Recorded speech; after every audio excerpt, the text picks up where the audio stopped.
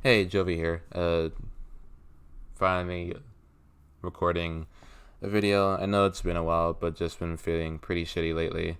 So I just wanted to share some albums that have been helping me feel a bit less shitty and just help me find peace with being shitty. So solace. Uh,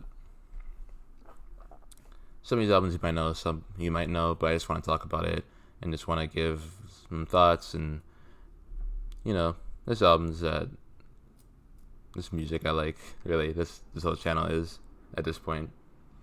If I can give some recs, that'd be cool. If you have any albums that help you feel comfort, comment them. You know how this YouTube shit works. But yeah,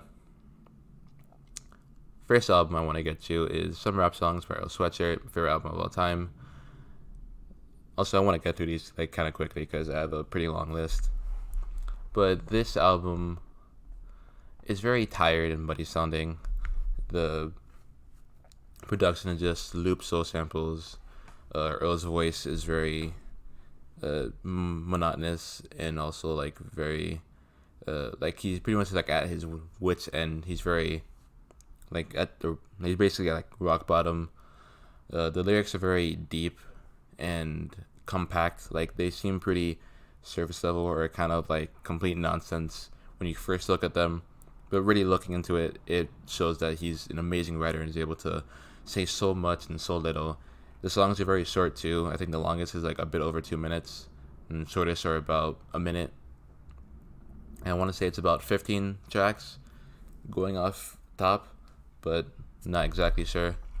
And this album just really shows me that no matter what, no matter how bad it gets, no matter how awful you feel, no matter how much you just want it to be over, there's still a light at the end of the tunnel. I always fuck that up. But there's always some type of hope, and there's always some reason to stay here. There's always some reason to keep pushing, to keep fighting. And that's kind of what I've just been doing this whole time, and that's kind of my whole shtick at this point, at least for this past year of, you know what, shit will get better. And I've been saying that for a while, but I do realize that shit has gotten better in some aspects. So I know what I'm saying is true, and eventually it won't. Eventually it will get better. Next up is Melodrama. I feel like me trying to explain it won't really give it much justice because it is pretty compact.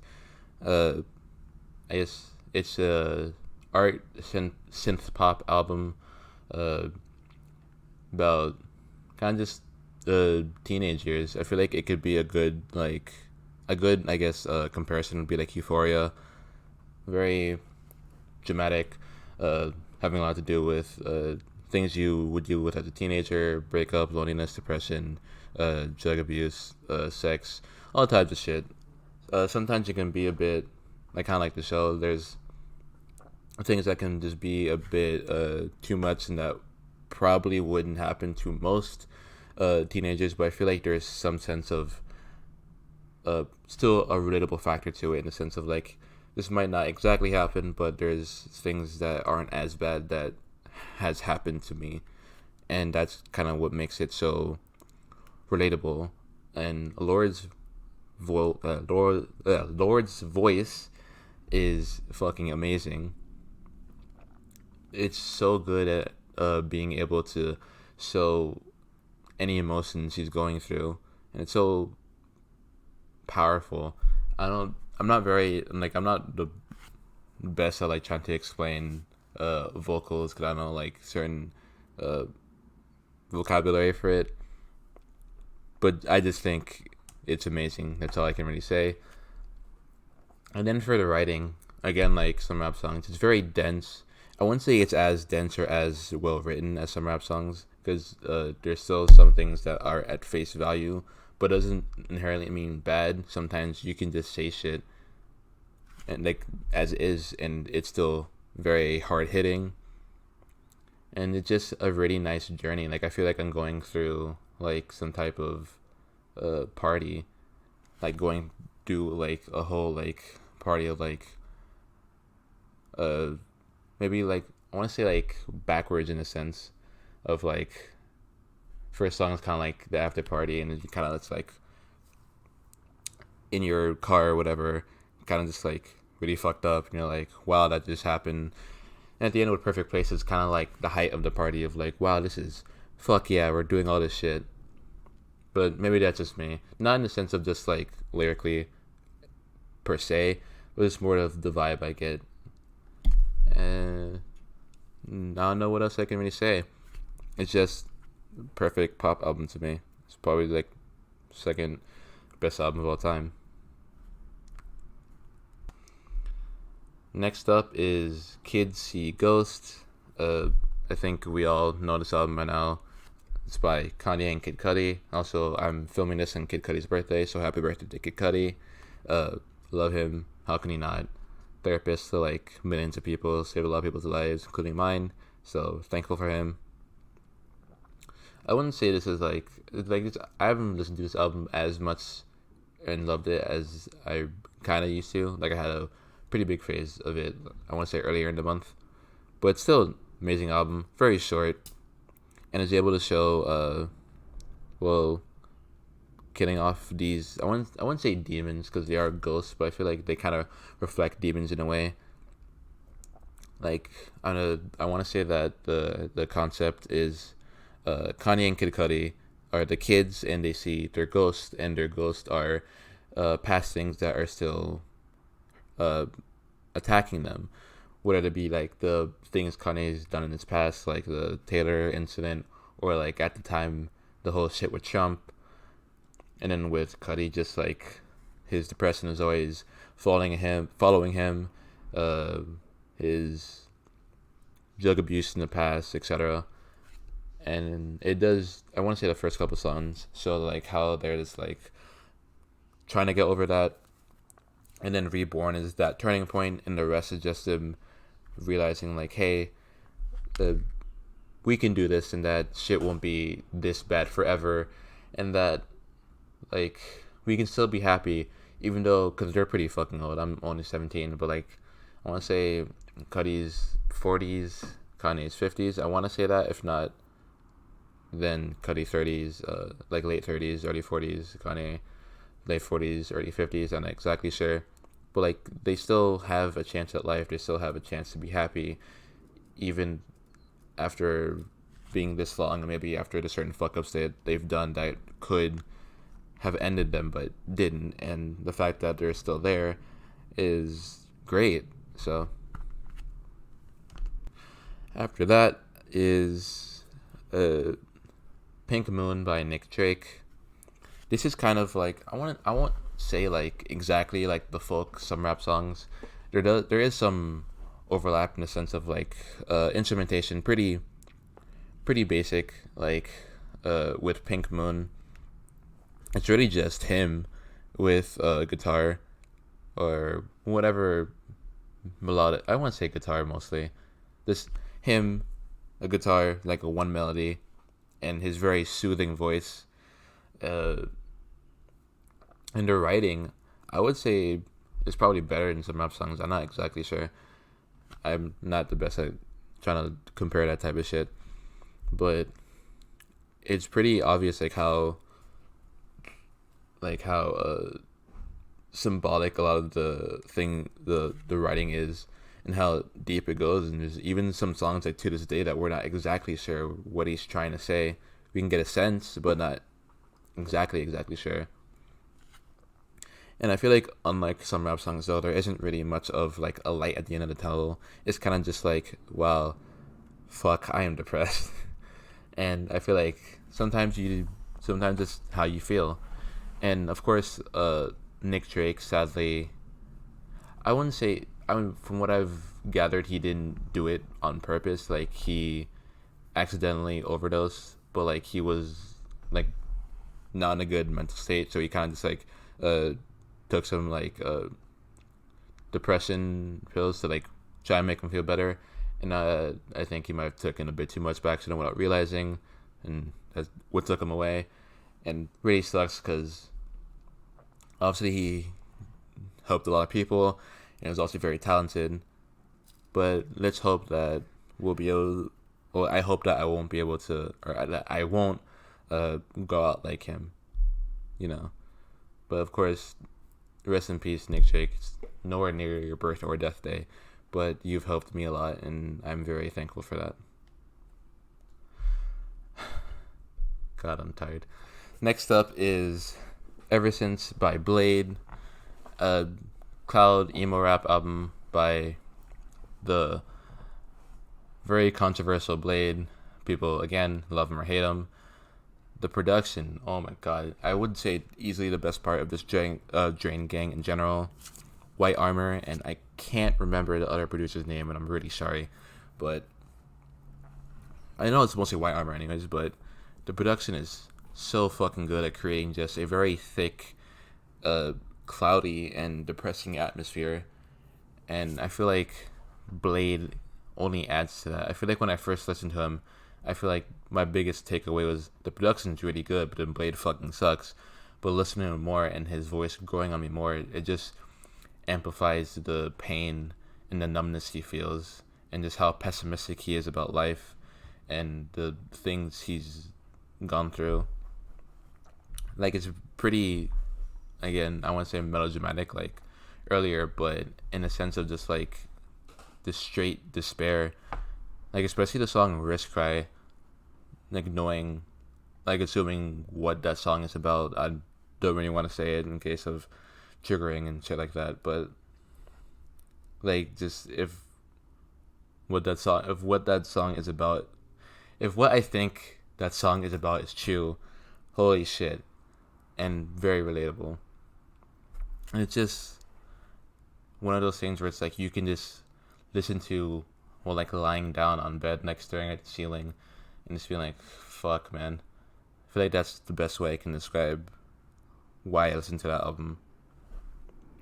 And to me, it's his best, and I feel like that won't really change anytime soon. I feel like that's kind of just like peak cloud rap and just peak Blade for me. He really is able to show how, like, just really able to show his agony in such a perfect, relatable, but enjoyable way. The video's getting long, let's fucking hurry up. Next, Igor by Tyler, the Creator. Used to be my favorite album of all time. Kind of got me into music officially. Again, not much to say about Igor. It's a synth pop neo soul album, I want to say. Very not hip hop. Hip hop elements, of course. Whole story of Igor or Tyler. It's been a while since I've like really looked into the album, so if I fuck up explaining it, I'm sorry. But love triangle, Igor, aka Tyler, in love with a dude, but a dude has a girlfriend, but the guy is closeted, and he's like, and Igor is like, be with me, please. I'll fucking kill her if you don't, etc. And eventually, he's able to go from falling in love to being pissed and heartbroken to realizing it's gonna be fine and that he'll be happy. And he thanks everything that guy has done for him as far as just the emotions and the memories that they've had together. And I feel like I haven't been in a break up that like bad, but I do, like, for most of my exes, I do feel like, hey, I'm just glad we met, and I'm just glad that we're on decent terms. And then just people who I've had crushes on and told them that, but of course got rejected. Just no bitter feelings. Just knowing that they're still gonna be there for me and that the memories that we've had won't be gone, etc., is really nice to know. Next up is James Blake by James Blake, self-titled album. It's art pop, I want to say. I want to say it's kind of like a very similar in the vein of Blade. Very auto-tune heavy. Very weird vocals. Yeah, that's about it. Like, this very weird vocals that can be pretty off-putting. But I did enjoy it my first listen, but continually it just really, really, really hit me. I love how simplistic everything is, and how like empty a lot of things are. Like the production is very empty. There's like a couple of jump patterns, jump hits there, but are pretty scattered throughout a very a very like I guess like hazy melody, and his voice kind of just fills in the gaps just enough, but still is able to leave, and not really leave, but still it's able to amplify the loneliness. And I think that's kind of like the whole thing with the album, especially the song "I Never Learned to Share." That's probably one of my favorite songs of all time. It's literally just a single lyric said over and over and over through different beat switches, but it's just so powerful knowing what he's been through. And I guess just to explain the song real quick, the lyric he says over and over again is, "My brother and my sister." Wait, hold on. "My brother and my sister don't speak to me, but I don't blame them." Yeah, sorry, I had a brain fart. But he says that over and over again. And if you know James Blake, he doesn't have any siblings. So this kind of just shows like how lonely and just how lonely he feels. And I've been feeling that a lot lately. Just feeling like no one really cares, and that you're just completely by yourself. And it's nice to know that someone else is out there who's also incredibly lonely, but is able to still be okay and also like have a career. And yeah, not much to really say about this James Blake album other than just, if you haven't listened to it, I feel like a good amount of people haven't, please listen to it. Next up, we have Donuts by Jay Dilla. This album is it gives me a sense of like very happy but yet very sad. I feel like we all know the Jay Dilla story, but I'll go over it real quick. Jay Dilla, very talented producer, worked with the likes of Common, Erykah Badu, The Roots, etc. And when he was 31, I want to say, he was diagnosed with a disease. I want to say lupus. I don't know why. I can't remember the disease off the top of my head. But basically, it's a disease that if you have it, you're going to die. With the technology they had at the time, there's not much they could really do about it. And when he saw that, he knew what he had to do, so he made donuts on his deathbed. I think only 2 of the tracks were made like at his home, but like it got so bad that he had to like literally be in bed and just play with I forgot the fucking drum machine. I'm really bad. I'm kind of just doing this off top right now. I'm just talking and ranting. But he would just create beats on his bed, and the way he was able to like do the beats, because they sounded off, but they sounded off in a sense of like, they sounded so human. Like they weren't so like rhythmically set up as like a normal like drum pattern of like hit like kick snare, like something you would usually hear on like a typical like boom bap album or whatever. They sounded like they were going on their own accord along with the melody. It didn't feel like just something that like you just threw together on the melody. It worked with the melody so well, and you can just feel the emotion that Jay Dilla had through the beats alone. And the whole album is just beats. Like the only vocals are just loop samples.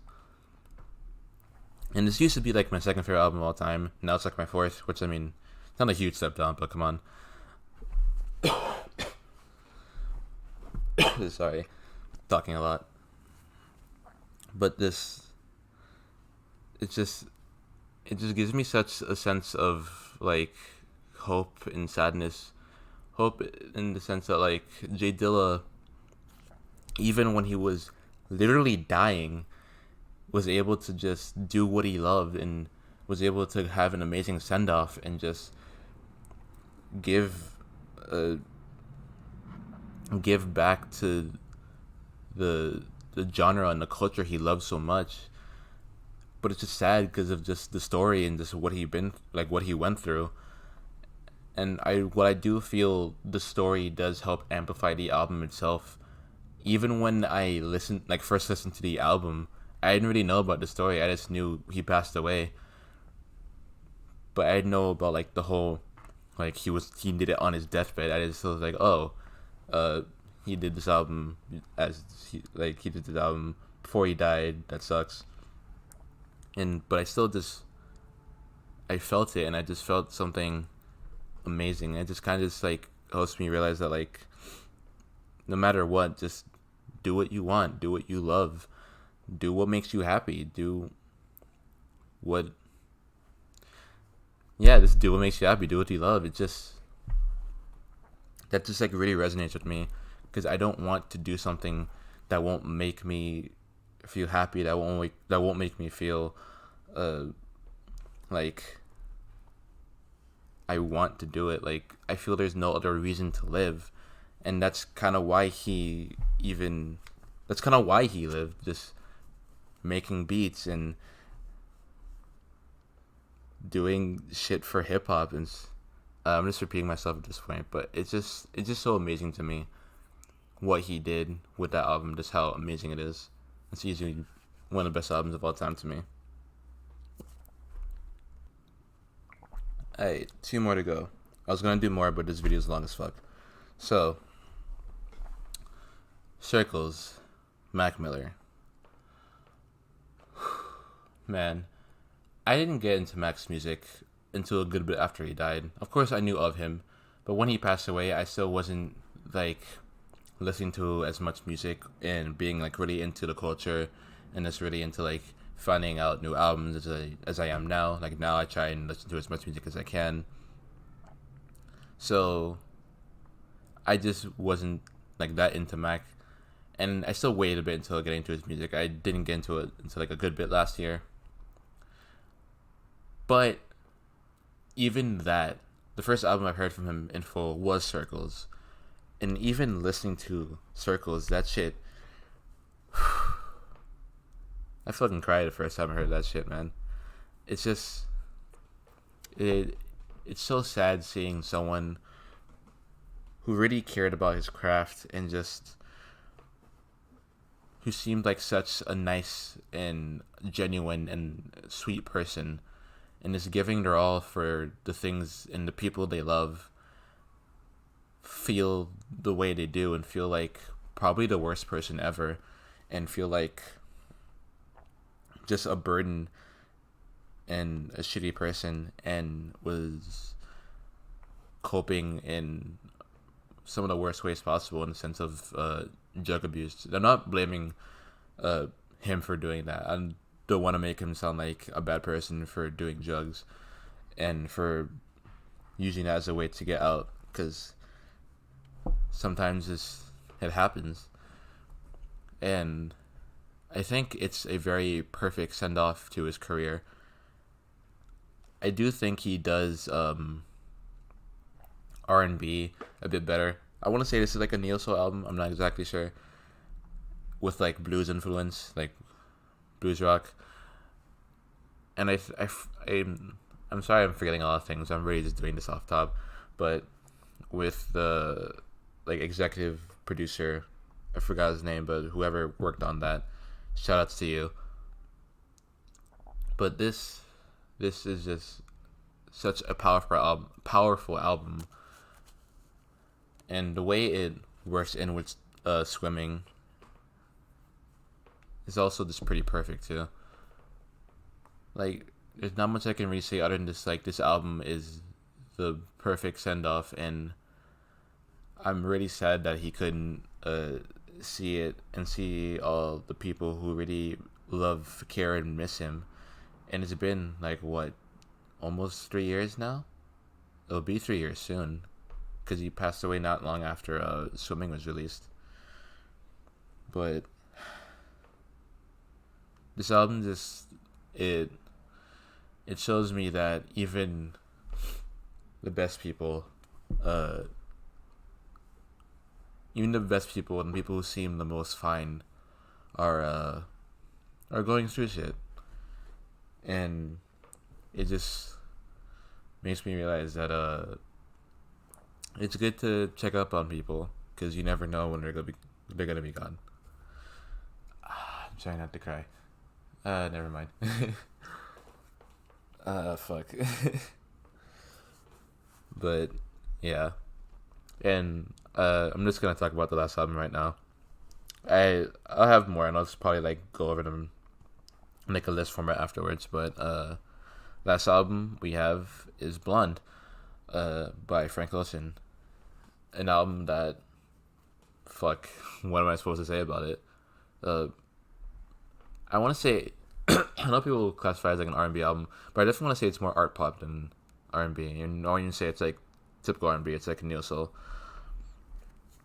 But this album, I've had like a pretty weird relationship with this album. Like, I've always thought it was great, but it never like sorry, it never like really clicked with me until like a week ago, when I was like really down bad and just sad, and it just really resonates with me as far as just like wanting to be loved, being lonely, and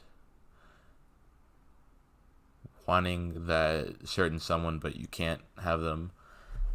And I mean, yeah, and it's just generally a beautiful album. It's sung beautifully. Like, Frank's vocals are fucking amazing. The production only amplifies that, being very minimalistic.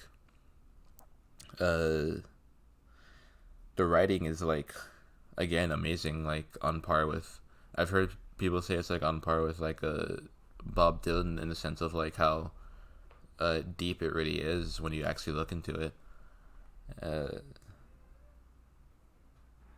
Yeah, there's not much I can really say other than just it's a beautiful album, and it helps me realize that I will eventually find love, and that it's always good to just try and focus on yourself first, and it'll come to you. Yeah. Hold on. Okay, hopefully when I pause like the recording for a bit, it doesn't like look too shitty or like sound too shitty. But to end off this video, I'm just gonna give some other albums that really helped me, being Folklore and Evermore by Taylor Swift. Seeing Taylor be this mature and talk about other people's struggles was really nice. Swimming by Mac Miller. I want to say more or less how I feel about Circles, just not as good as Send Off, but to show what he's going through, and that like, hey, fuck, he's going through a lot, and he was still able, I wouldn't say he was still able to find peace, because obviously not, but he was getting there, and he was trying. Carrie and Lowell and Illinois by Sufjan Stevens. Very depressing albums, especially Carrie and Lowell. I feel like with Carrie and Lowell, can relate to, in the sense of I don't have the best relationship with my parents, either of them. And as far as Illinois, it's a very long and beautiful album. It's probably one of my best first listens of all time. Spirit They're Gone, Spirit They've Vanished by Animal Collective. Only Animal Collective album I know as of right now, but I'll get to them soon. It's about losing your innocence and just feeling like your childhood is just so far away, and I can really relate to that. Like, I feel like my innocence in my childhood was taken away the second I was fucking born, having like a weird family dynamic and just seeing some pretty shitty things as a child. Uh, After Hours by The Weeknd. I feel like any Weeknd album can really go in here. It just goes down to preference because it really like able. I don't want like grossly like oversimplify his art, like his artistry, but Abel really feels like he talks in like the topics are pretty similar throughout his career, but there's like a new coat of paint in the sense of like different styles. But I do think this '80s synth pop, kind of alternative R&B, but it's way more pop than R&B style he goes for. Is easily his best, with songs like "Hardest to Love," and "Heartless," resonating with me a lot. After that, we have "The Low End Theory" by A Tribe Called Quest. These are this, and I'm gonna just add the other one, and "Acid Rap" by Chance the Rapper, aren't comfort in the sense of like therapy, and they're like very sad, but make me find solace. It's just like it cheers me up a bit. And I looked up comfort before, like the definition of comfort before I started this video, and it talked about and it said cheer as one of the synonyms. So I'm just gonna, if it doesn't count, I don't care. Fuck you. Uh, but this bring my vibe up, make me feel a bit better about myself. Like songs like "Everybody Something" and "Scenario." This will make me feel not alone. And last but not least, we have, actually no, second to last, we have "Doo-Wops and Hooligans" by Bruno Mars. It's there are some like more happy songs, but I think the ballads of like "Grenade" and "Marry You" hit home really fucking nice. They're not really nice, but like they hit home. Again, just wanting love and wanting to be with someone but can't for whatever reason is, again, resonates with me hard, and just wanting to do anything in your power that you want to do for them just because of the love you have for them. Again, resonates with me a lot. And then last but certainly not least, basically any other Kid Cudi album.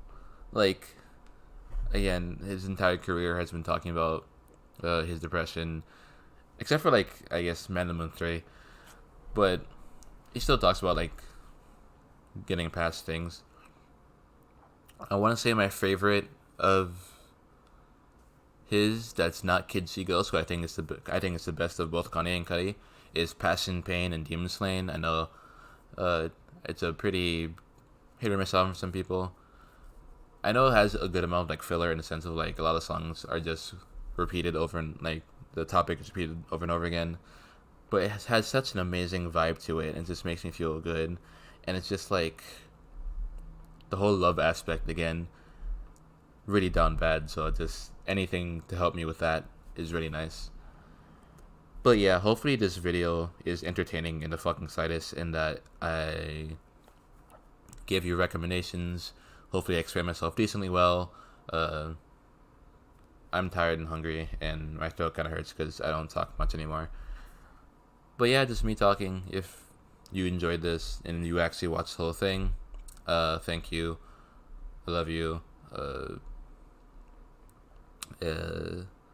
Yeah.